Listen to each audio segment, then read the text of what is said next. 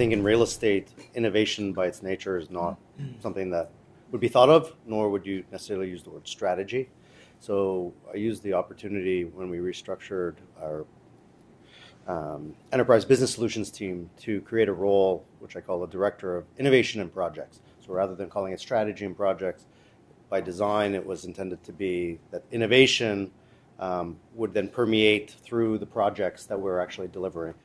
So we've coupled that with, we took some of the systems analysts that grew up on our ERP, and we transitioned them into a group we call the Center of Excellence, which I believe is a new concept in real estate. And really what it is coming from my banking days, I'd call it's a business PMO. But again, understanding dynamics, if you came out of the gate and called it a business PMO, we would never got traction. So we called it a Center of Excellence, reporting into the COO, and we fed it with a couple of the system analysts that understood technology.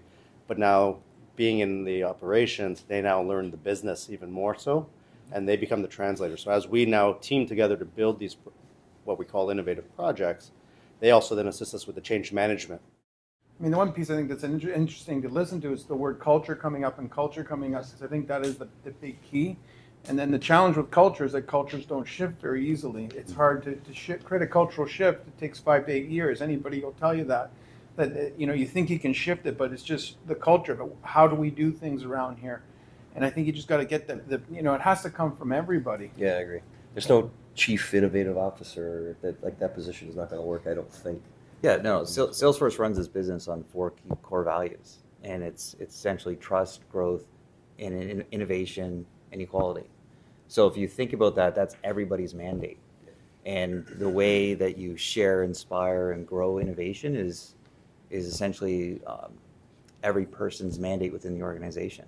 Mm-hmm. And I think that's, when you look at R&D, that's one way to innovate. But I look at my role, right? My team engages. In fact, we were, Barrett, we were in to see TD's CEO yesterday. There you go. So we had a full half day. And the innovation that my team brought to the table was about how to present or how to bring our technology in a way that's going to inspire TD to invest in our organization. And again, it's not really cool, technology we're working on. It's basically how do we bring that technology in a way that's going to drive TD to get excited about our technology. I think the theory of making it everybody's accountability is wonderful, but if you've got, going back to culture, a culture that is a very traditional, conservative, risk-averse culture, that can actually be challenging. So you need to look for pockets where you can actually have successes, and those successes then can start to breed a change in the broader culture. If we try to apply innovation across the board and say it's everybody's accountability, it wouldn't go anywhere. So I think it's a great theory, but you've got to find somewhere where you've got something that's tangible, traction, and to your earlier point, has value, and you can prove that value. Then you've got a base from which you can actually expand across the organization.